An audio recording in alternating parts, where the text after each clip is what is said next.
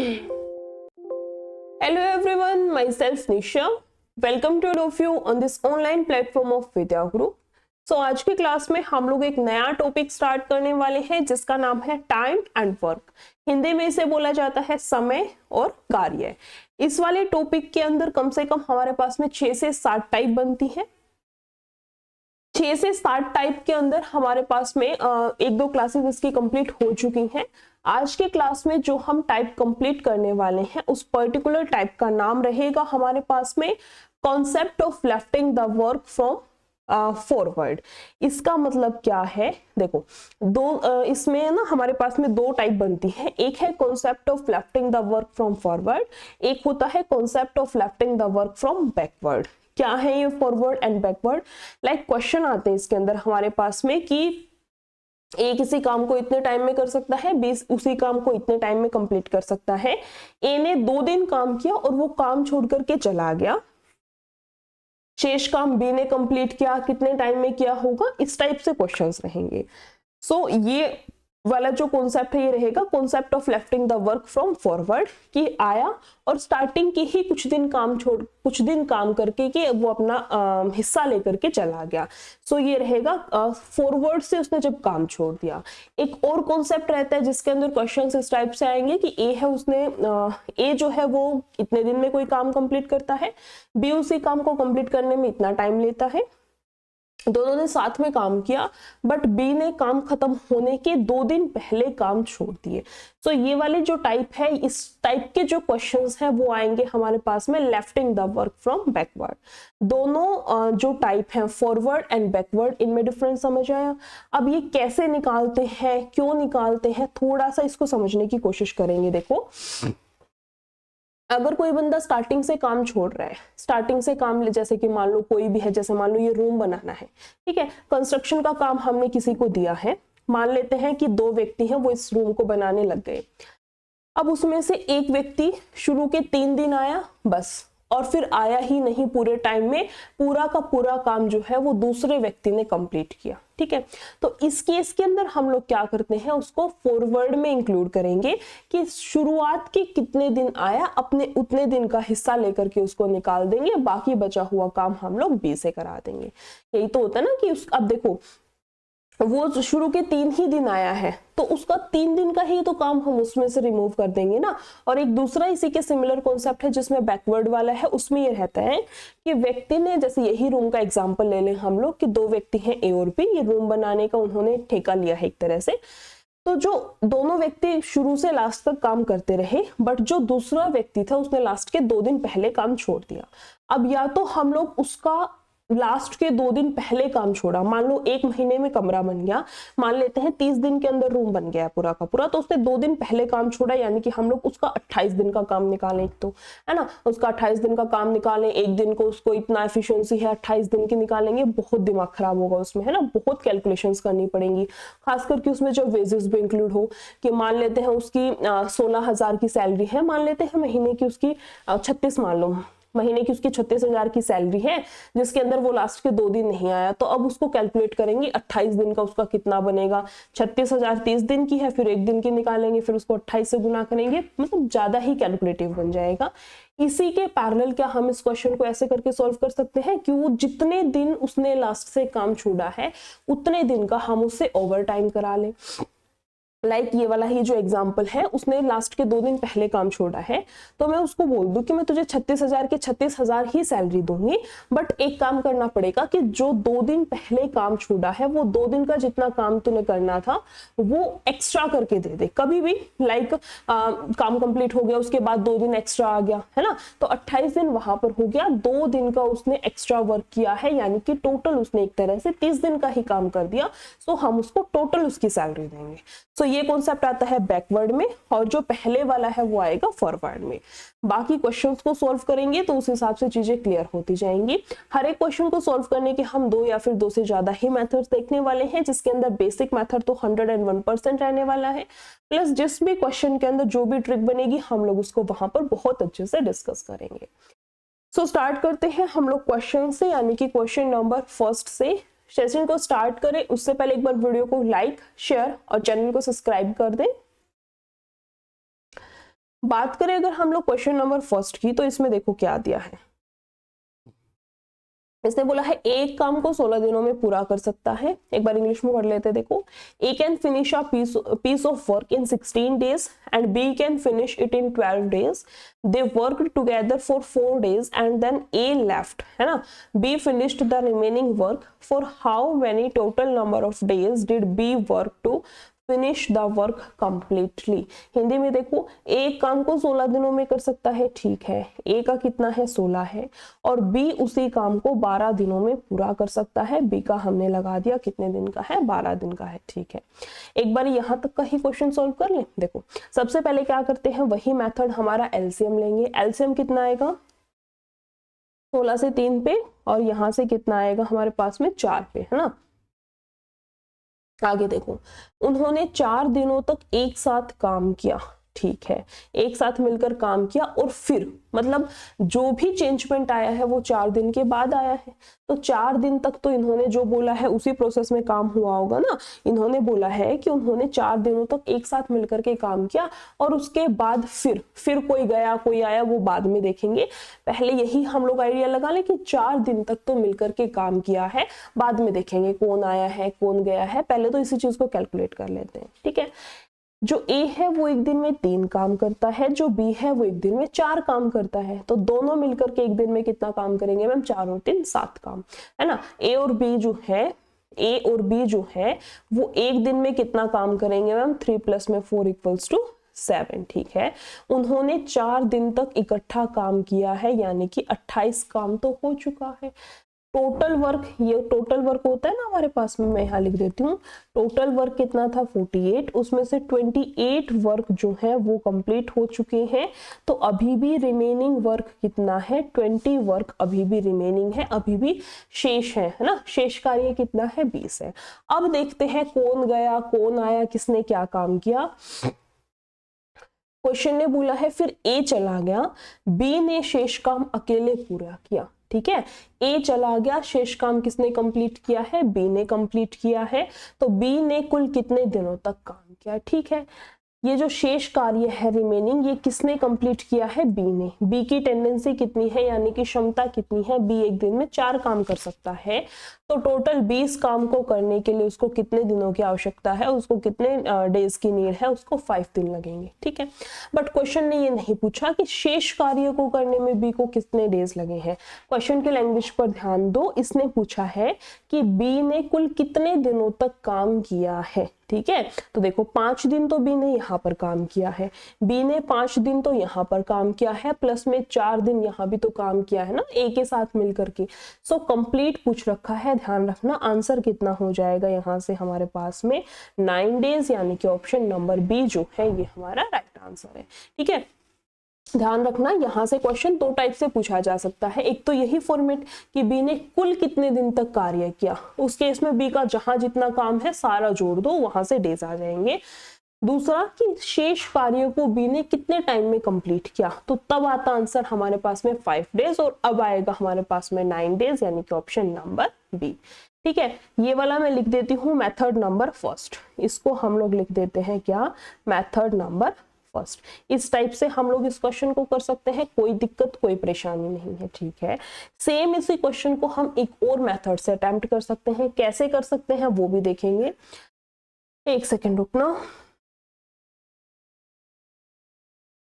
देखो, इसी क्वेश्चन को हम दूसरे मेथड से कैसे कर सकते हैं, एक बार मैं इसको इरेज कर देती हूँ। यहां तक का तो सिमिलर रहेगा कि ए ने इतने दिन काम किया, बी ने इतने दिन काम किया, और दोनों का एलसीएम यानी कि टोटल वर्क कितना है, 48 है, ठीक है, ठीक है। ए जो है वो एक दिन में 3 काम करता है, और जो बी है वो एक दिन में कितने 4 काम करता है। यहां तक का तो बिल्कुल ठीक है। अब देखो ए ने 4, देखो ए और बी ने मिलकर के 4 दिन काम किया, उसके बाद ए चला गया, फिर सारा का सारा काम बी ने किया। इसका मतलब स्टार्टिंग से 4 दिन तक तो बी रहा है। देखो अगर हम इसका ये बनाएं, देखो मान लेते हैं यहां से काम होना स्टार्ट हुआ है, ठीक है, यहाँ से काम होना स्टार्ट हुआ है और यहाँ तक का काम है ना किसने किया है, a प्लस बी ने मिलकर के 4 दिन में किया है। और जो शेष काम था ये बी ने किया है, कितने दिन में किया है हमें नहीं पता, हमने x डेज मान लिए। सो ये x डेज निकालना एक बारी के लिए साइड में रख के थोड़ा सा क्वेश्चन को समझने की कोशिश करो।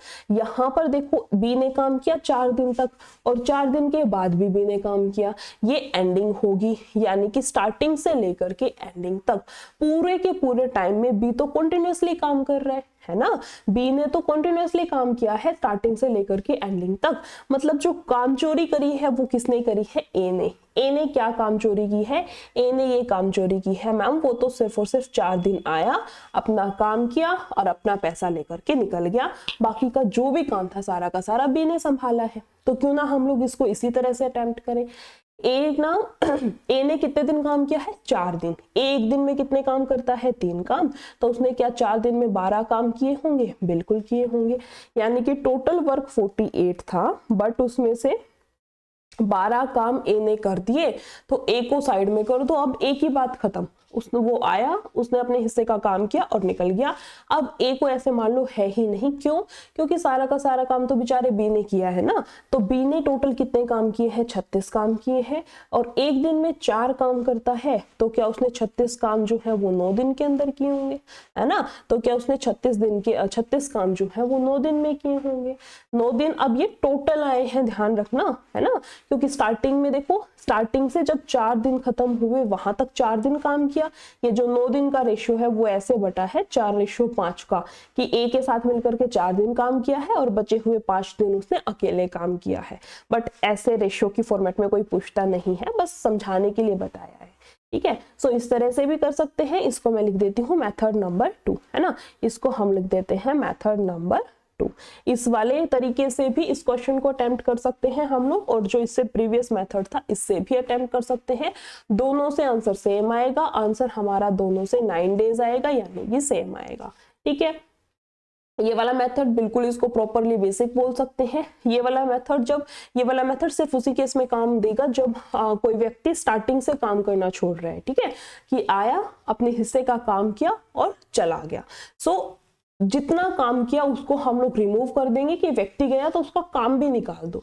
अब बचे हुए काम का हिसाब किताब करेंगे कि शेष व्यक्ति ने कितने दिन में किया, ठीक है। क्वेश्चन एक था, बट 2 मेथड से हमने यहाँ पर डिस्कस कर लिया है। सेम इसी तरह से नेक्स्ट क्वेश्चन पे आते हैं। क्वेश्चन नंबर 2 में देखो क्या दिया है। A can finish a work in 48 days and B can finish it in 60 days. They work together for 12 days and then A goes away. In how much time will B finish 25% of the remaining work? है ना, कितना निकालना है, सिर्फ और सिर्फ 25% निकालना है, ध्यान रखना। हिंदी में देख लेते हैं एक बार। देखो, एक कार्य को 48 दिनों में कर सकता है, ठीक है। उसके बाद बोला है बी उसे 60 दिनों में कर सकता है, ये भी ठीक है। बी ने कितने दिन में करा है, 60 दिनों में समाप्त कर सकता है, यहां तक का साइड में रख लेते हैं। सबसे पहला हमारा वही बेसिक सा काम, इनका एलसीएम लेना है। अब मैम छोटी मोटी डिजिट्स होती है तो हम इजीली कैलकुलेट करके उनका एलसीएम ले सकते हैं, जैसे 12-15 वाले केस में ले सकते हैं, है ना, या फिर 10-12-15 एक बहुत अच्छी ट्रिपलेट रहती है एलसीएम, इसमें टाइम एंड वर्क में जो एलसीएम लेते हैं उसमें उसका ले सकते हैं। सारी चीजें तो हमें याद रहती हैं, है ना। जब इस टाइप से आ जाए, जैसे इस केस में है 48 एंड 60 का एलसीएम हमें काउंट करना है, तो कैसे करें, इसमें थोड़ी सी दिक्कत आती है। देखो, सबसे पहला तो वही मेथड 48 और 60 का हम लोग एलसीएम ले सकते हैं, वहां से निकाल सकते हैं, कोई दिक्कत नहीं आई होगी आई होप उस वाले मेथड में। दूसरा मेथड क्या है जो कि इसकी शॉर्ट ट्रिक भी है। देखो, यहां पर 60 है ना, यानी कि एक चीज है, जब भी एलसीएम लेते हैं तो जो एलसीएम आएगा वो या तो जितने भी गिवन डिजिट्स हैं, जैसे यहाँ पर 2 डिजिट दे रखे हैं, तो इन दोनों में से बड़े वाले डिजिट है, या तो वही एलसीएम है या फिर उसका कोई ना कोई मल्टीपल हमारा आंसर है। कैसे पता करेंगे, जो बड़ी डिजिट है उसको देखो, वो छोटे वाले से पूरी की पूरी भाग होगी, पूरी की पूरी डिवाइड होगी, क्या 60 48 से होगा, नहीं हो सकता, मतलब 60 तो होने वाला नहीं है, ठीक है। अब देखो, क्या मैम 60 का फर्स्ट मल्टीपल तो 60 था, वो तो हुआ नहीं। अब 60 का दूसरा मल्टीपल 120 ट्राई करें, फिर इसका तीसरा मल्टीपल हम लोग 180 ट्राई करें, है ना। इस टाइप से क्या हम ट्राई करते हुए चले, या फिर थोड़ा सा और स्मार्टनेस दिखाएं। कैसे, देखो चलो मैं एक बार बता ही देती हूँ। यहाँ से देखो, अगर हम इसका 5 तक का बता देती हूँ, अगर हम इसका 4th मल्टीपल लेंगे तो कितना आएगा 240, और अगर हम इसका 5th मल्टीपल लेंगे तो कितना आएगा 300। एक चीज नोटिस करो, देखो यहाँ पर जो भी हमने मल्टीपल लिया है उन सबके लास्ट में उन सबकी यूनिट डिजिट पर 0 है। इसका मतलब हमारा जो भी एलसीएम आएगा, इसका मतलब जो भी एलसीएम आएगा उसके लास्ट में 0 आएगी, है ना, उसके लास्ट में 0 आएगी, ठीक है। और ये हमारे पास 48 है, इसका मतलब वो जो 0 वाली वैल्यू जो भी एलसीएम आएगा वो 48 से पूरा का पूरा भाग जाएगा। इसका मतलब 48 की हम किस ऐसे नंबर से गुना कराएं कि हमारे पास उसके इकाई के अंक पर या फिर यूनिट डिजिट पर 0 आ जाए। दो ही ऑप्शन है, या तो 5 से करा लें या फिर 10 से करा लें, 15, 20, 25 वो भी ऑप्शंस हैं, बट लिस्ट वैल्यू हमें लेनी होती है, ठीक है। सो क्या हम इसकी 5 से करा के देखें? देखो 8 5 40, 5 चौके 20 और 4 24, 240, है ना, 240। क्या 240 60 की में भी आता है? बिल्कुल आता है, मतलब यही हमारा एलसीएम हो गया। समझ आया? यही हमारा एलसीएम हो गया। कितना आएगा? 240।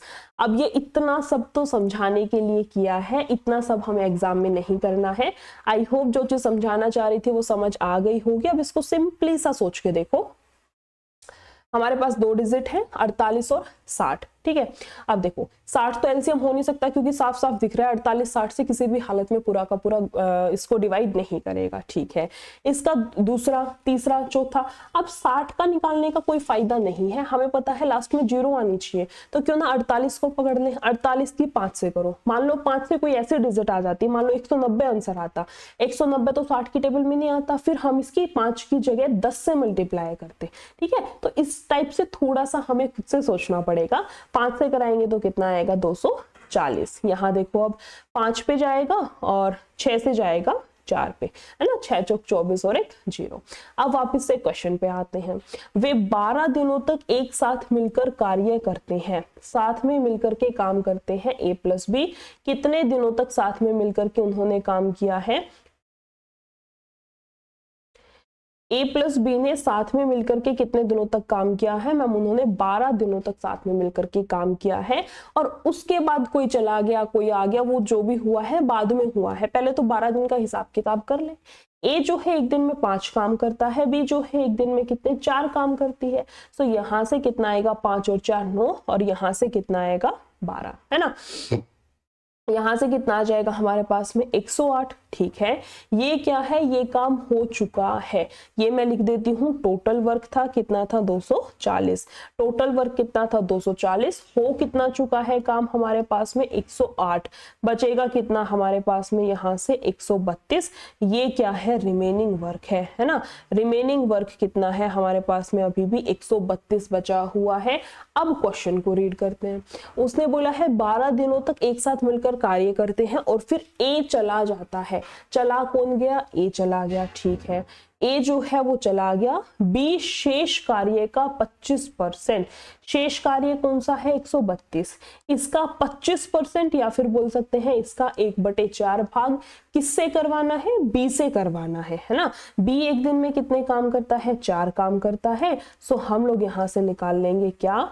कितने समय में या फिर दिन और घंटों में काम को पूरा करेगा। फाइंड आउट कर ले, यहां से काटा पीटी करें। देखो 4 तिया 12, 4 तिया 12, 4 8 32 और 1/4। इसको क्या बोल सकते हैं हम लोग? 8 डेज, है ना। 8 तो दिन आएंगे, तो ये दो तो कैंसिल, बच गए option number B and option number D, ठीक है। 1/4 को जब हम लोग आर में कन्वर्ट करेंगे तो यहां से कितना जाएगा हमारे पास में? 6 आवर्स, है ना। यहां से कितना आ जाएगा हमारे पास में? 6 आवर्स, यानी कि 8 घंटे 6 दिन। आंसर कितना आएगा यहां से हमारे पास में? 8 आवर्स एंड 6 डेज, यानी कि ऑप्शन नंबर डी जो है ये हमारा राइट आंसर है।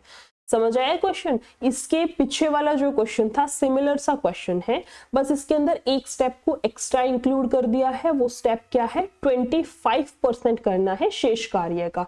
उसमें पूछ रखा था कि बी को काम करने में टोटल कितना टाइम लगेगा, है ना, वो अलग क्वेश्चन था। यहाँ क्या पूछ रखा है कि बी टोटल तो पूछ ही नहीं रखा, पहली बात तो सिर्फ ये पूछ रखा है कि शेष कार्य का, और वो भी उसका कितना? शेष कार्य का 25% करने में कितना टाइम लगेगा, ठीक है। शेष कार्य जो भी है उसका 25% निकालेंगे और फिर किसका निकालना है, बी का, तो डिवाइडेड बाय बी की कैपेसिटी, अगर ए से निकालना होता तो डिवाइडेड बाय ए की कैपेसिटी, यहां से हमारा फाइनली आंसर आ जाएगा।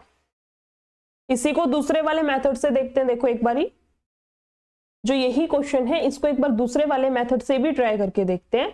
इसमें देखो क्या करना है, यहां तक का क्लियर है। ए को उसी काम को करने में 48 डेज लगते हैं, बी को 60 दिन लगते हैं। एलसीएम ले लिया, ए की और बी की हमारे पास में कैपेसिटी यानी कि उनकी क्षमता आ गई।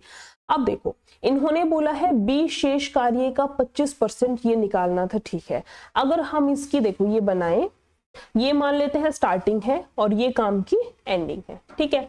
ए और बी ने मिलकर के काम किया है 12 दिनों तक, यानी कि यहां तक मान ले कि ए प्लस बी ने मिलकर के 12 दिनों तक काम किया है। उसके बाद ए तो चला गया और जो शेष कार्य था वो किसने किया है, बी ने। ये जो शेष कार्य था ये किसने किया है, बी ने। कितने दिन में किया है, मान लेते हैं x दिन में किया है, इससे कोई फर्क नहीं पड़ता, इसको एक बार के लिए साइड में रखते हैं। अब आते हैं मेन क्वेश्चन पर। देखो इसका मतलब यहां पर भी बी ने काम किया है, स्टार्टिंग से यहां मैं लिख देती हूँ 12 दिनों तक, ठीक है। 12 दिनों तक भी बी ने काम किया है, फिर उसके बाद ए ने काम छोड़ दिया बट बी तो फिर भी लगा रहा है लास्ट तक। इसका मतलब बी जो है वो स्टार्टिंग से एंडिंग तक कॉन्टिन्यूअसली काम करता रहा है, ठीक है। और जो ए है वो क्या है, आया 12 दिन काम किया, अपना पैसा लेकर निकल गया। इसका मतलब ए जो है उसने सिर्फ और सिर्फ कितने दिन काम किया है, 12 दिन। ए एक दिन में 5 काम करता है तो 12 दिन में उसने कितना काम किया होगा, 60 काम किया होगा, कोई दिक्कत नहीं है। अब देखो टोटल वर्क था 240, उसमें से 60 काम अगर हम घटा दें तो बचा कितना है, 180। और ये 180 काम किसने किए हैं, किसके हिस्से में आए हैं, 180 काम बी के हिस्से में आए हैं, है ना। बी के हिस्से में टोटल कितना काम आया है, 180 काम आया है, ठीक है। और बी की क्षमता कितने की है, बी की क्षमता है 4 की, यानी कि 4 चौक 16, 4 5 20, यानी कि बी जो है उसने स्टार्टिंग से लेकर के एंडिंग तक यानी कि पूरे के पूरे 45 दिनों तक काम चला है ना।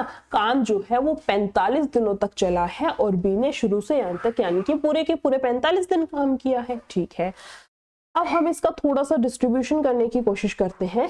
45 दिन टोटल काम किया है बी ने, जिसमें से कि 12 दिन तो ए के साथ मिलकर के करा है, 12 दिन तो उसने ए के साथ मिलकर के करा है, यानी कि कितना बचेगा, 3 और 2 23 दिन उसने अकेले 33 दिन जो है उसने अकेले काम किया होगा, है ना। बी ने अकेले यानी कि ये जो x की वैल्यू है ये हमारी कितनी आएगी, 33।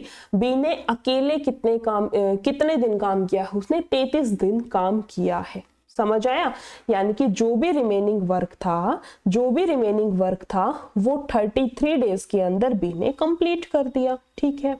क्वेश्चन ने ये नहीं पूछा रिमेनिंग काम कितने दिन में किया है, क्वेश्चन ने पूछा है रिमेनिंग जो काम है, रिमेनिंग जो वर्क है उसका 25% कितने दिन में करेगा। सो जो रिमेनिंग वर्क था, हमें नहीं पता कितना वर्क रिमेनिंग है, उसका कितना 25%, इसको लिख सकते हैं 1/4। तो यहाँ पर भी क्या करेंगे, इसका 1/4, 33 का 1/4 निकालेंगे, 4 8 32 और यहाँ से आएगा 8 सही 1/4। इसको जब कन्वर्ट करेंगे तो आंसर कितना आएगा हमारे पास में, 8 days and 6 hours, यानी कि ऑप्शन नंबर डी जो है वो हमारा राइट आंसर है। चाहे हम इस वाले मेथड से क्वेश्चन को अटेम्प्ट कर लें, चाहे हम इस वाले मेथड से क्वेश्चन को अटेम्प्ट कर लें, ठीक है। दोनों मेथड अच्छे हैं। इस वाले मेथड के अंदर थोड़ी सी कैलकुलेशंस ज्यादा है as compare to this method, ठीक है। सो मैं तो यही बोलना चाहूंगी कि आपको यही वाला मेथड यूज करना है। बहुत अच्छा मेथड है, प्लस में बिल्कुल प्योर नहीं, बेसिक से है, तो ऐसा कुछ नहीं है कि कोई चीज भूल गए तो कैसे क्या लिखेंगे। एक एक चीज इसके अंदर बेसिक से है, ऐसा हो ही नहीं सकता कि कोई चीज हम लोग इस वाले मेथड के अंदर भूल जाएं, ठीक है। नेक्स्ट क्वेश्चन पे आते हैं। क्वेश्चन नंबर 3 में देखो क्या है, इसने बोला है x किसी काम के आधे भाग को 20 दिन में पूरा कर सकता है और y उसी काम के 5वें भाग को 10 दिन में पूरा कर सकता है। x ने काम शुरू किया और 8 दिन के बाद छोड़कर चला गया। y ने शेष काम को पूरा किया। उन दोनों को यह काम करने में कुल कितने दिन का समय लगा। इंग्लिश में देखो, x can complete half of the work in 20 days. Half काम यानी कि 1/2 जो काम है वो 20 दिन के अंदर कर सकता है, तो पूरा का पूरा एक काम हम लोग करवाते हैं। ध्यान रखना, पिछली क्लासेस में भी मैंने बताया है, हमें नहीं पता 2/8 5/7 कितना हिस्सा करवाया है, हमें नहीं पता। हमारा तो एक सिंपल सा छोटा सा टारगेट है कि हमें कंप्लीट एक काम करवाना है। तो हाफ काम इतने में कराएगा तो यहाँ भी 2 से गुना करा दो, यहाँ भी 2 से गुना करा दो, यानी कि एक काम 20 गुना 2 40 दिन में किया होगा। और क्या बोला है, y कैन डू 1/5 काम of the same work in 10 days. ठीक है, 10 दिन में 1/5वां हिस्सा कर सकता है, तो यहाँ भी 5 से गुना करा दो, यहाँ भी 5 से गुना करा दो, 5 से 5 कैंसिल, एक काम आ गया, और यहाँ कितना 10 और 5 50। y जो है वो कितने दिन में कर सकता है, 50 दिन के अंदर कर सकता है, कोई दिक्कत नहीं है। यहाँ तक का हमें क्लियर हुआ। अब क्या करना है, कुछ नहीं, वही बेसिक हमारे पास में एलसीएम लेंगे। एलसीएम कितना आएगा 200, यहाँ से कितना आएगा 5 से 4 पे, और 4 से जाएगा 5 पे।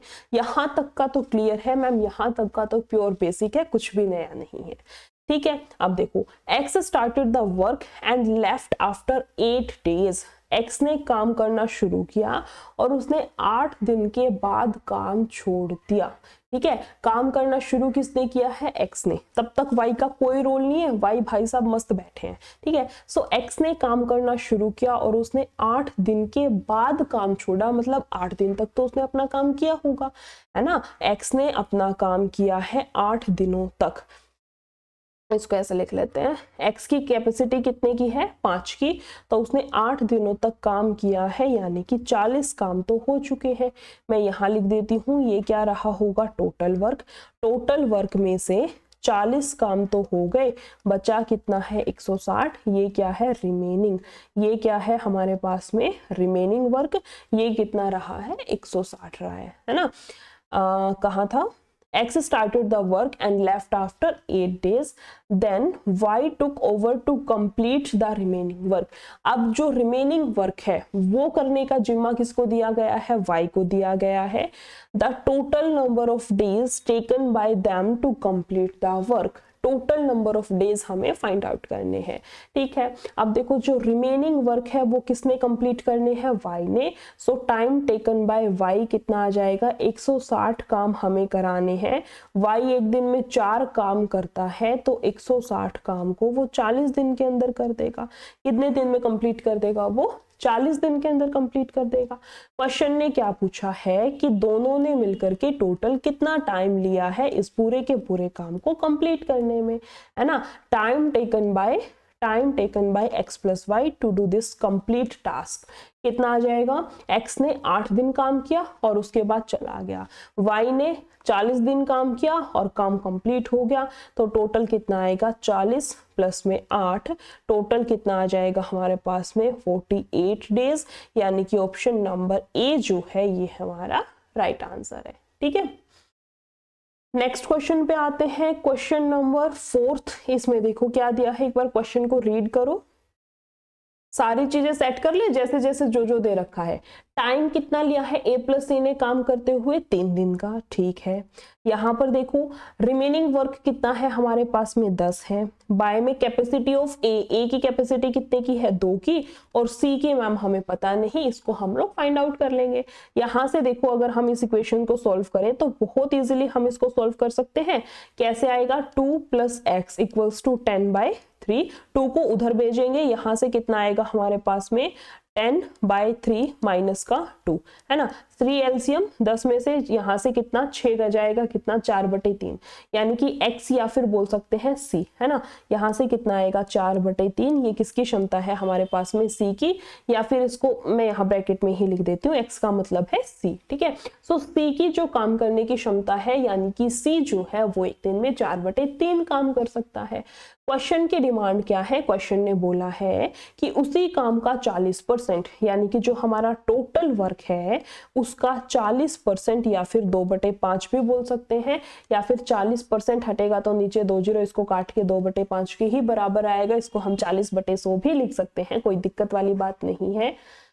टोटल काम का कितना 40% सी अकेला कितने टाइम में कर पाएगा, तो जो सी है उसकी क्षमता कितनी है 4/3, 3 जो है वो ऊपर चला जाएगा, इसको काटापीटी करें, 5 से जाएगा 6 पे, 2 से जाएगा 2 पे, और फिर जाएगा 2 से कितने पे 3 पे, और 3 तिया 9। यहां से आंसर कितना आएगा हमारे पास में 9 डेज, यानी कि ऑप्शन नंबर ए जो है ये हमारा राइट आंसर है। ठीक है, किसका क्वेश्चन है हमारा एसएससी सीजीएल 2021 का।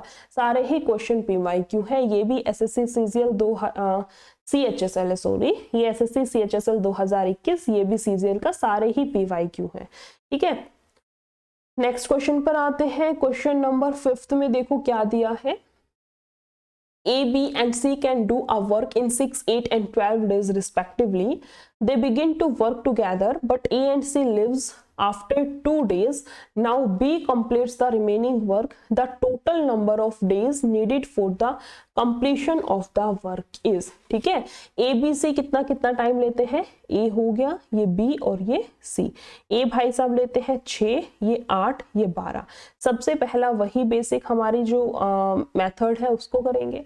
एलसीएम कितना 24 ले लूं, 12 दूनी 24, 8 तिया 24, 6 चौक 24, कोई दिक्कत नहीं है। ठीक है, वे एक साथ काम करना शुरू करते हैं, लेकिन ए और सी ने 2 दिन के बाद साथ में काम करना शुरू किया, और जो भी चेंजमेंट आया है, मुझे नहीं पता अभी तक कौन आया कौन गया, किसने किसके साथ मिलकर काम किया, कुछ भी नहीं पता, बट मुझे ये पता है कि 2 दिन तक तो सबने मिलकर के काम किया है। तो क्या हम ये निकाल लें, सबसे पहले 2 दिन तक सबने मिलकर के काम किया है, यानी कि A + B + C ने मिलकर के 2 दिन तक काम किया है। ठीक है, एक दिन का काम कितना है, एक दिन में ये 4 काम करता है, ये 3 काम करता है, ये 2 काम करता है, इसका मतलब 4, 3, 7 और 2 9, सब मिलकर के एक दिन में 9 काम करते हैं। तो 2 दिन में कितना 18 काम हो चुका है। ये क्या था हमारे पास में, टोटल वर्क था, है ना, ये क्या था, टोटल वर्क था। इसमें से हमने कर कितना, मतलब इन तीनों ने मिलकर के काम कर कितना लिया, 18 काम कर लिया। बचा हुआ काम कितना है, 6 है, यानी कि जो रिमेनिंग वर्क है वो हमारे पास कितना आ जाएगा, यहाँ से 6 आ जाएगा, कोई दिक्कत नहीं है।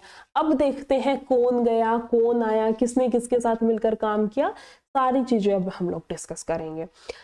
ए और सी 2 दिन के बाद काम छोड़ देते हैं। अब बी शेष काम को पूरा करता है। जो शेष काम है अब उसको किसने पूरा किया है, बी ने, यानी कि ये वाला जो काम है ये किसने कंप्लीट किया है, बी ने किया है ना। कार्य पूरा होने के लिए आवश्यक कुल दिनों की संख्या हमें बतानी है। बात करेंगे कुल दिनों पर भी, एक बार ये देख ले, जो रिमेनिंग वर्क है यानी कि 6, ये बी ने कंप्लीट किया है, तो बी की क्षमता कितने की रही है, 3 की।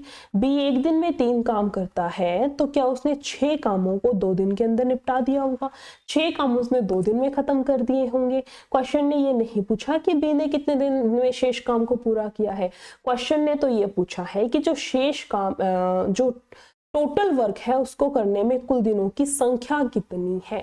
सो अच्छे से देखो, 2 दिन यहाँ पर लगे हैं और 2 दिन यहाँ पर लगे हैं, यानी कि टोटल डेज हमारे पास कितने आ जाएंगे, यहाँ से 2 + 2, टोटल डेज यहाँ से कितने आ जाएंगे हमारे पास में 4 डेज, यानी कि जो ऑप्शन नंबर ए है ये हमारा राइट आंसर है। समझ आया। नेक्स्ट क्वेश्चन देखो, क्वेश्चन नंबर 6 में क्या दिया है। A can complete a work in 24 days. B can complete the same work in 32 days. If they work together and after certain time B left the work and A completed the remaining work, then total work to be completed in 18 days. ठीक है, after how many days B left the work. Hindi में देखो, इसने बोला है A किसी काम को 24 दिन में पूरा कर सकता है, ठीक है, जबकि बी उसी काम को 32 दिन में पूरा कर सकता है, ये भी ठीक है। बी का कितना दे रखा है, 32 दिन का। यहां तक रखें एक बार इसको, देखो सबसे पहले एलसीएम बट निकालें कैसे, दोनों में से बड़ी कौन है, बड़ा मैम 32 है, तो या तो 32 हमारा एलसीएम है या फिर उसका कोई ना कोई मल्टीपल आएगा। 32 तो हो ही नहीं सकता क्योंकि 24 से नहीं गुना होगा। हम इसका दूसरा मल्टीपल चेक करें तो कितना आएगा, 64, 64 भी 24 से नहीं जाएगा। हम इसका तीसरा मल्टीपल चेक करें तो देखो कितना आएगा, 96। क्या 96 24 से जाएगा, बिल्कुल जाएगा। क्या 96 32 से जाएगा, ऑब्वियसली जाएगा क्योंकि इसी का मल्टीपल है। इसका मतलब इसका जो थर्ड मल्टीपल है 96, यही हमारा एलसीएम है, यही हमारा फाइनली एलसीएम आएगा। ठीक है, अब देखो यहां से कितने पे जाएगा, इसको दूसरे से लिख लेते हैं, यहां से कितने पे जाएगा हमारे पास में 3 पे, और ये कितने पे जाएगा 4 पे। इसने बोला है यदि वे एक साथ काम करते हैं और निश्चित समय के बाद बी ने काम छोड़ दिया, ठीक है, और ए ने शेष कार्य पूरा किया तो कुल 18 दिनों में पूरा हो जाएगा। बी ने तो काम छोड़ दिया, बी ने काम छोड़ दिया, ठीक है, उन दोनों ने कुछ दिनों तक काम किया, उसके बाद बी ने काम छोड़ दिया, ठीक है, तो जो ए है उसने शेष काम को 18 दिनों में पूरा किया है। ए जो है वो एक दिन, ए का 18 दिनों का काम, ए एक दिन में 4 काम करता है, तो क्या उसने 18 दिनों में बेहतर काम किए होंगे? क्या उसने 18 दिनों में 72 काम कर लिए होंगे? बिल्कुल ठीक है।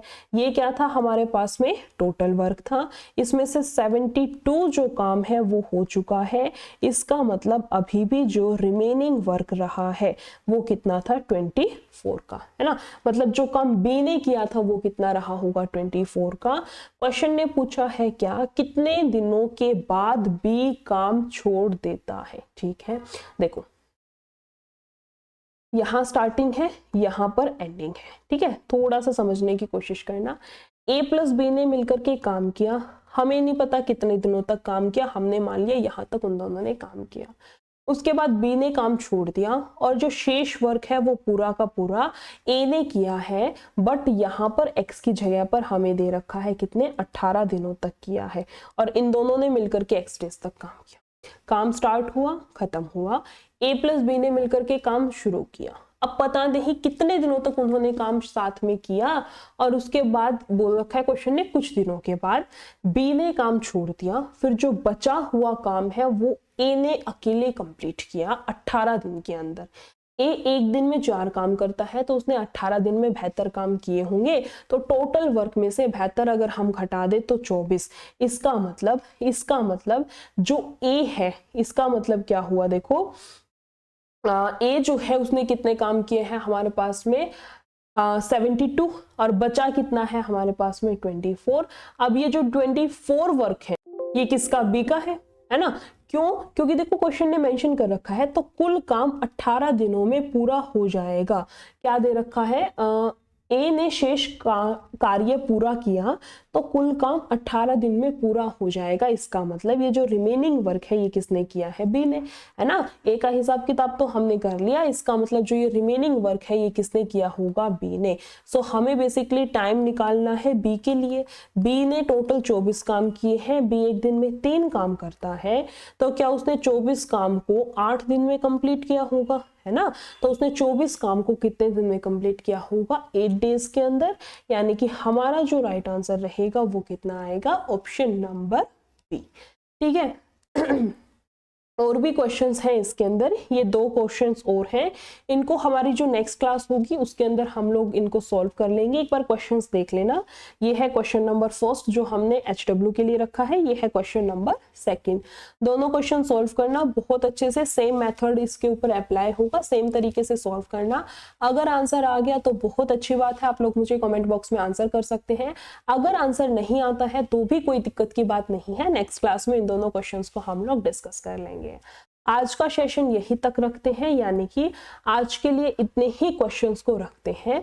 आज बेसिकली हमने वो वाली टाइप कंप्लीट की है जब कोई व्यक्ति काम को स्टार्टिंग से छोड़ देता है ना। Concept of lifting the work from forward, इसके बहुत अच्छे PYQ क्वेश्चंस रहे हैं, इसके बहुत अच्छे कुछ प्रीवियस ईयर क्वेश्चंस रहे हैं, उनको हमने बहुत अच्छे से डिस्कस किया है, बहुत अच्छे से सॉल्व किया है। एक से ज्यादा ही मेथड्स हर एक क्वेश्चन के अंदर हमने देखा है। ठीक है, इतना ही रखते हैं आज के लिए। आई होप जितनी भी चीजें, जितने भी कॉन्सेप्ट, जितनी भी ट्रिक्स बताई हैं आप लोगों को बहुत अच्छे से क्लियर हुआ होगा, सारी की सारी चीजें बहुत अच्छे से समझ आई होंगी। अगर आप लोगों को क्लास अच्छी लगी हो तो वीडियो को लाइक, शेयर और चैनल को सब्सक्राइब कर दें। Thank you.